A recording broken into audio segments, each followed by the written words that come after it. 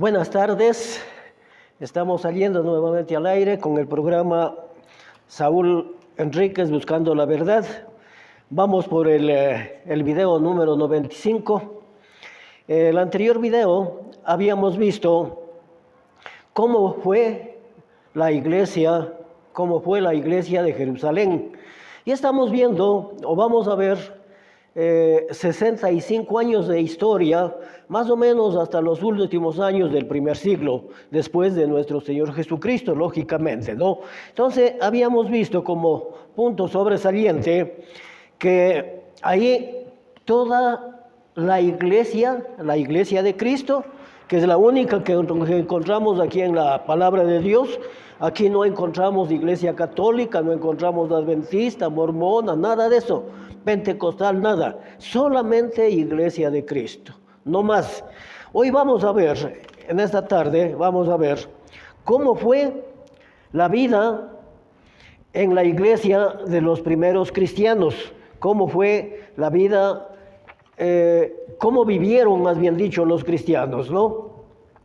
Para esto vamos a ver, no nos olvidemos que la iglesia empezó con 3,000 personas.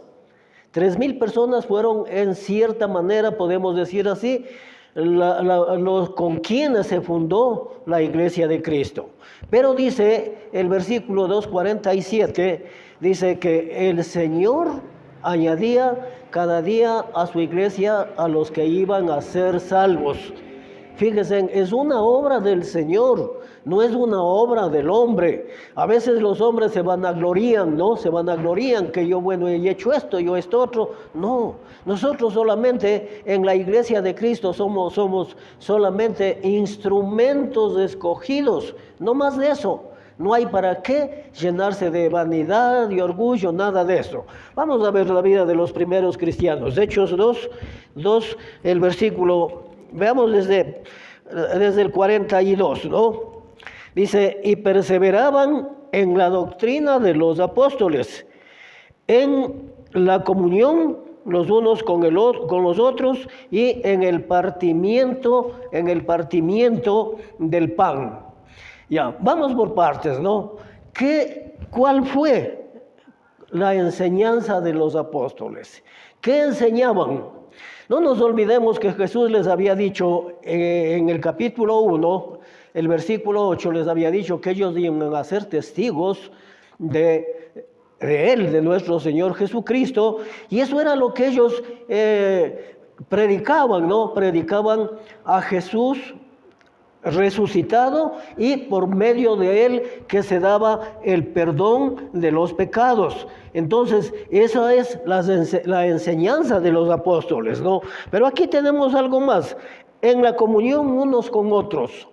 ¿Qué es estar en comunión? Estar en común acuerdo. Podríamos poner ejemplo en el hogar, ¿no? Cuando hay días maravillosos que pasamos en el hogar, ¿no? Pero también hay de los otros días sombríos, podríamos decir, ¿no?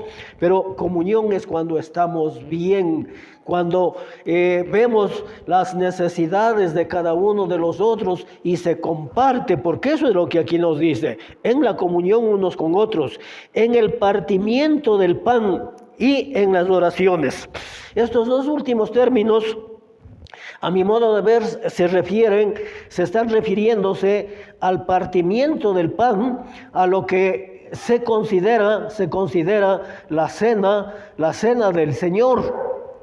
Bueno, vemos, antes de seguir avanzando, veamos 3:12 al 24, es un poquito larga esta lectura, ¿no?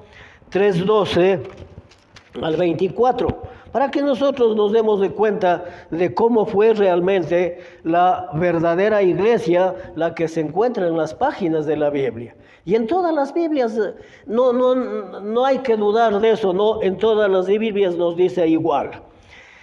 Dice, viendo esto Pedro,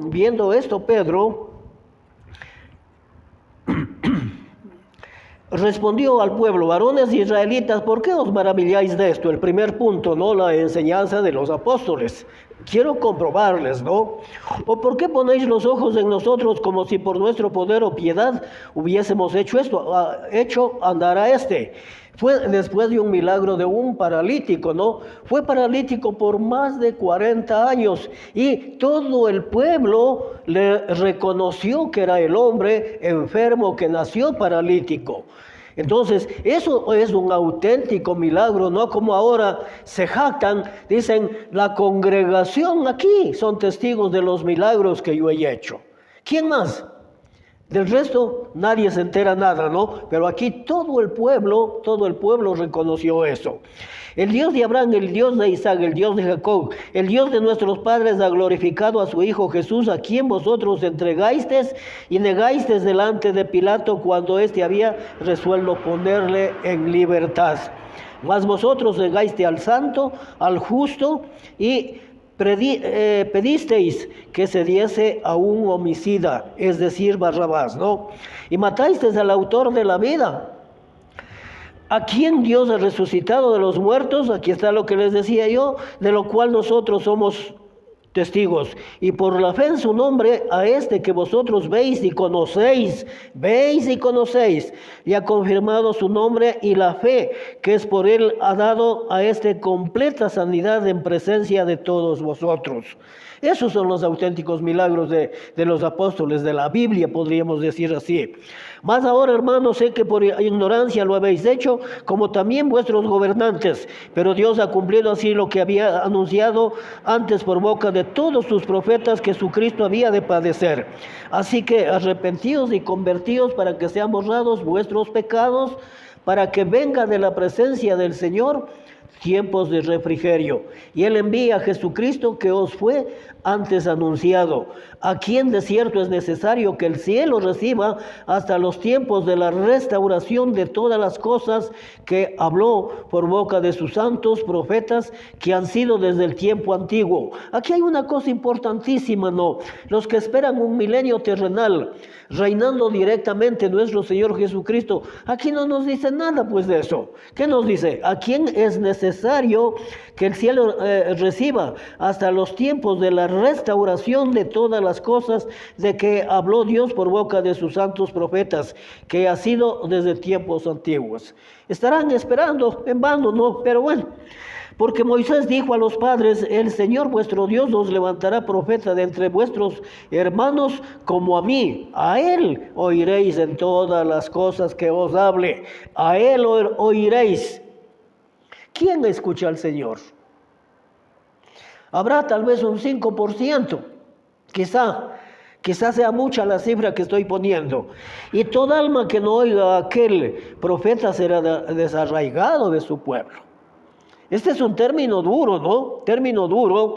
Y todos los profetas, desde Samuel en adelante, cuantos han hablado, también anunciaron de todos estos días.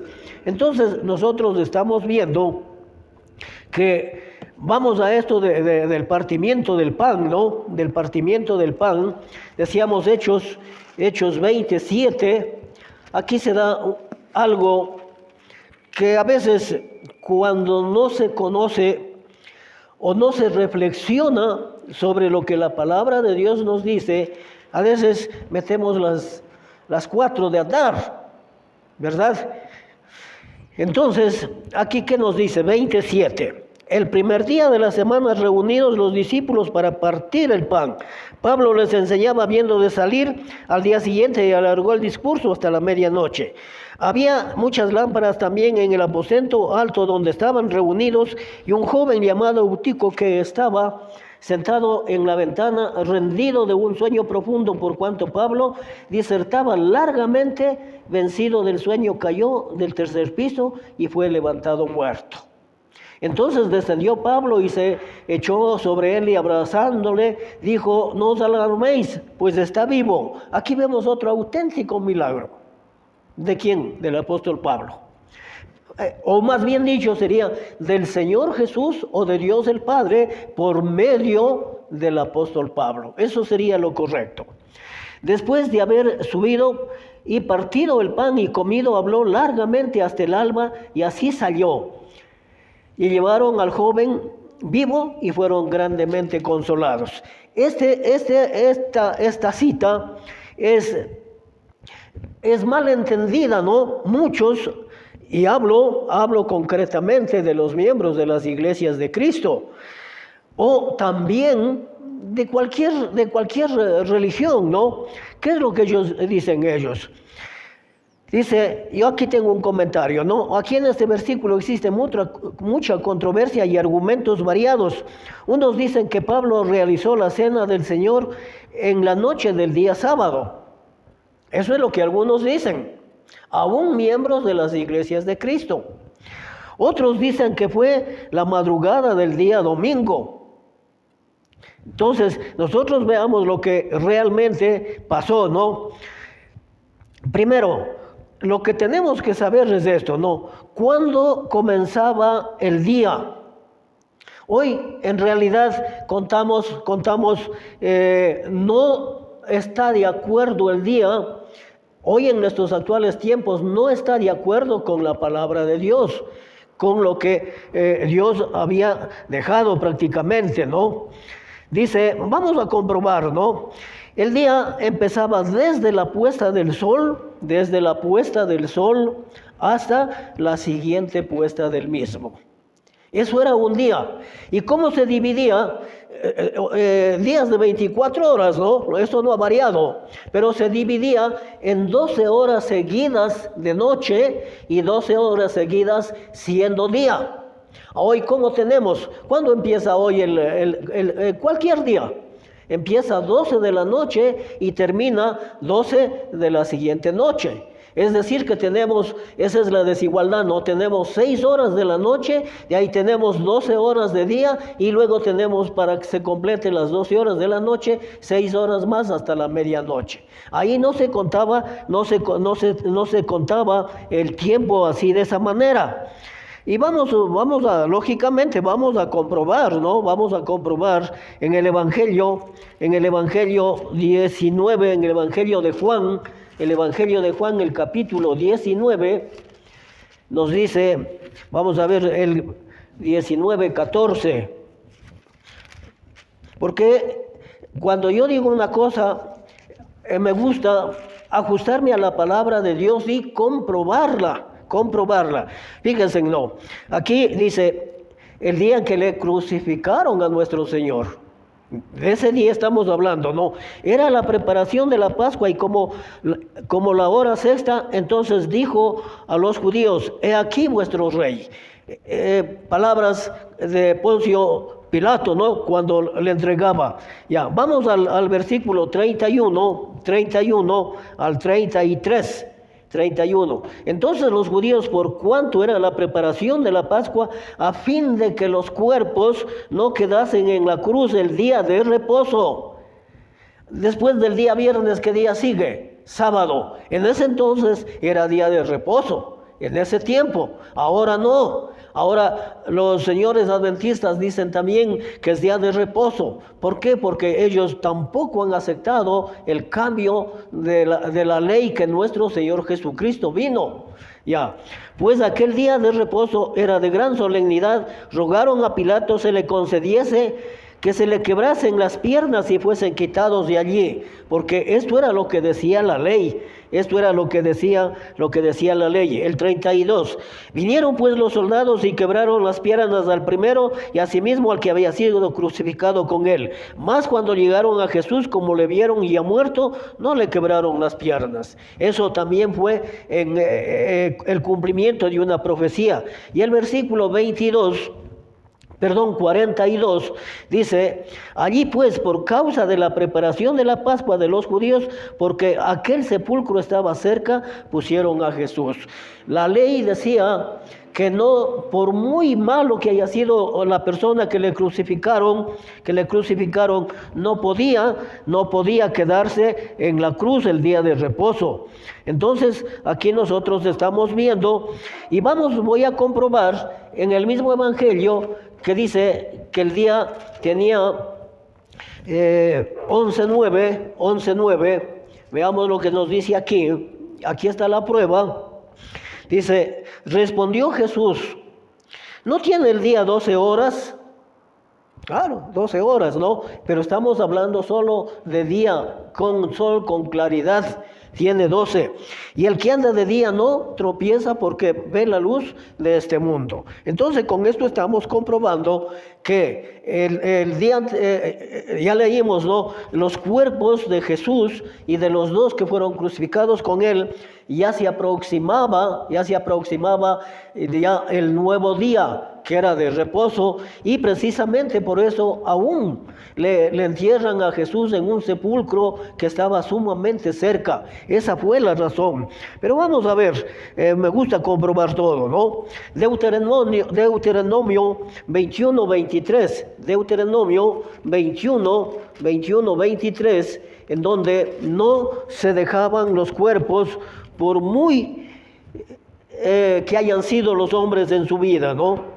21, 23 dice: no dejaréis que su cuerpo pase la noche sobre el madero, sin falta lo enterrarás el mismo día, porque maldito por Dios es el colgado, y no contaminarás tu tierra que Jehová tu Dios te da por heredad.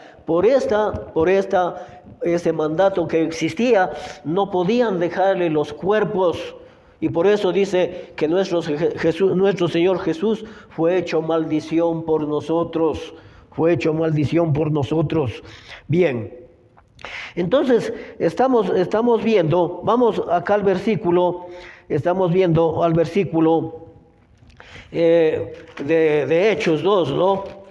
Ya expliqué la razón. Vamos al versículo 27. Ya. Hechos. Pero nosotros notemos aquí, vamos parte por parte, ¿no? Ya, 27. El 8 dice, bueno, el 7, en la última parte, y alargó el discurso hasta la medianoche. ¿Qué hora era la medianoche? 12 hoy. En ese entonces era las 6 de la noche. Las 6 de la noche, hoy es las 12 de la noche. Porque hay una variación allí. Había muchas lámparas en el aposento alto donde estaban reunidos un joven eutico que estaba sentado a la ventana, rendido de un sueño profundo, por cuanto Pablo disertaba largamente, vencido por el sueño, cayó abajo al piso y fue levantado muerto. Entonces, aquí nosotros estamos viendo que Pablo descendió, dice, y Pablo descendió y se echó sobre él y abrazándole le dijo: no os alarméis, pues está vivo. Ya, eso fue a la medianoche, ¿verdad? Después de haber subió nuevamente al aposento alto y partió el pan, dice, y partido el pan y comido, habló una vez más largamente hasta el alba, y así salió. Entonces, si es que nosotros podemos, ¿qué entendemos por alba? Ya es sumamente claro, pues, ¿no? Ya es claro. Si alguien pretende tergiversar este versículo, pueden decir que es que Jesús no ordenó que sea de noche. Pueden decir eso las personas que les gusta la controversia, ¿no? Pero aquí dice, el primer día de la semana, eso es lo que manda. Reunidos los apóstoles para partir el pan. Eso es lo que cuenta. No importa si es de día o si es de noche. Sin embargo, si nos damos cuenta bien, el alba prácticamente ya es claro. Ya es claro, ¿verdad? Eso nadie lo puede poner en duda. Entonces, nos quedamos ahí con esto, ¿no? Ahora vamos adelante. Perdón. Volvamos a Hechos. Vamos al libro de los Hechos. Los versículos, el 43. Aquí está la vida de los primeros cristianos, que ese es el título que le hemos puesto, ¿no? Sobrevino temor a toda persona, y muchas maravillas y señales eran hechas por los apóstoles. Señales y maravillas hechas por los apóstoles. Es decir, milagros, ¿no? Esas cosas. Todos los que habían creído estaban juntos y tenían en común todas las cosas. Ya, hay personas, me ratifico, de la misma iglesia de Cristo, hay personas que dicen es que los cristianos nunca estuvieron juntos. Veamos qué es lo que nos dice, ¿no? Primeramente dice que, y aquí mismo está, dice, todos los cristianos todos los que habían creído, ¿qué dice? Estaban juntos. Solamente que no se quiere entender textos tan claros y ahí se hace la controversia, ¿no? Y tenían en común todas las cosas. ¿Qué es tener en común todas las cosas? Dice que ahí nadie se llamaba dueño de nadie. Si había para uno, había para todos. Eso es tener en común todas las cosas, ¿no? Entonces, 4, veamos, y si no, veamos el capítulo 4 para comprobar, 4, 32 al 37. 4, 32 al 37. Y la multitud de los que habían creído era de un corazón y un alma, y ninguno decía ser suyo propio nada de lo que poseían, sino que tenían todas las cosas en común. Esa fue la vida de los primeros cristianos. No hubo ningún necesitado allí, y con gran poder los apóstoles daban testimonio de la resurrección del Señor Jesús, y abundante gracia sobre todos ellos. Así que no había entre ellos ningún necesitado. No es como ahora. Alguna vez llegaron una parejita cuando teníamos la sala atrás, salieron corriendo de donde les cobraban el diezmo. Dice, ya no podemos pagar, ya no podemos porque no tenemos, ya, y salieron de allí.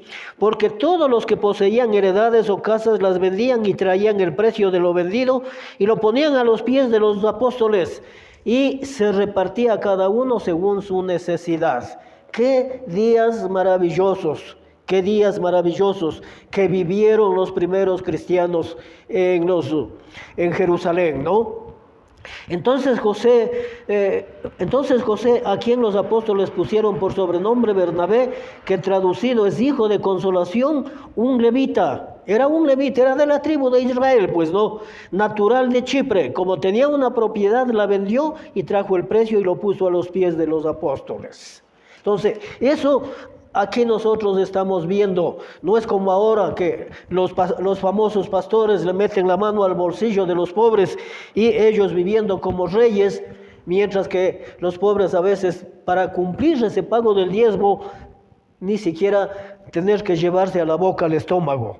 Bien, vamos al versículo, volvamos a Hechos, ¿no? Hemos visto el 44. 2:44. Ya, el 45 solo vamos a repetir lo que ya leímos acá. Y vendían sus propiedades y sus bienes y los repartían a todos según la necesidad de cada uno. Perseverando unánimes cada día en el templo y partiendo el pan en las casas, comían juntos con alegría y sencillez de corazón. Partiendo el pan. A esto más tarde se les llegó a llamar el amor agape, pero de este amor agape tampoco surtió mucho efecto, porque en todo tiempo ha habido personas que han dañado las cosas buenas de Dios. Entendieron mal, entre ellos los de la iglesia de los Corintios, que vamos a tocar iglesia por iglesia viendo sus características. A mí no me interesa el tiempo que lleve, pero lo que sí me interesa a las personas que se mandan los videos, que tengamos bien claro de lo que realmente sucedió. Bien, dice el 47.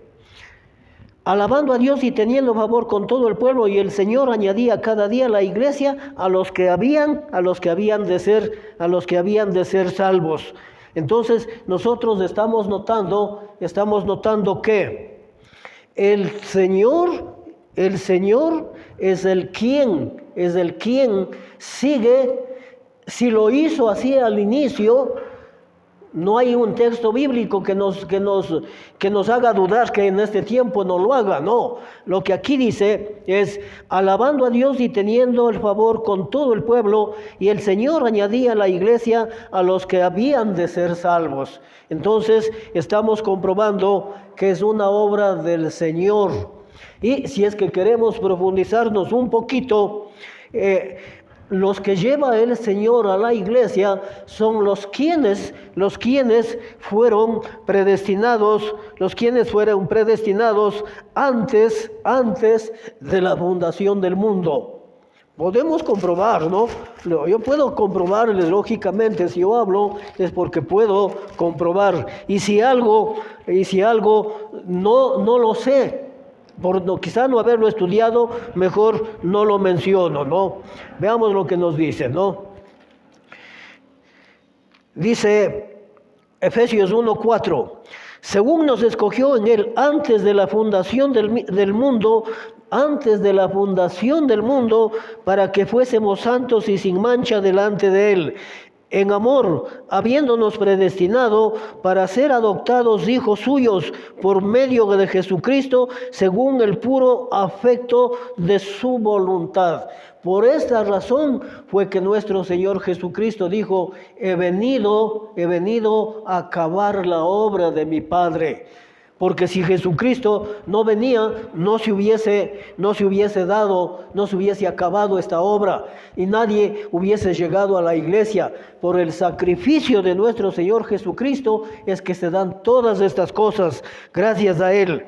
Y el versículo 11. En Él asimismo tuvimos herencia, habiendo sido predestinados, una vez más, predestinados. ¿Qué significa predestinados? Haber sido destinados antes, como dijo aquí, antes de la fundación del mundo. Ya, en él asimismo tuvimos herencia, habiendo sido predestinados conforme al propósito del que hace todas las cosas según el designio de su voluntad. Entonces, ante esto, por eso dijo Jesús, a mis ovejas nadie me las quita de la mano, nadie. ¿Por qué? Porque eso tiene historia, tiene trascendencia desde antes de la fundación del mundo. Y que dice, yo conozco a mis ovejas y ellas me conocen a mí y me siguen. Ese es el verdadero cristiano prácticamente. Bien, por esta tarde terminamos allí y seguiremos avanzando. El próximo estudio será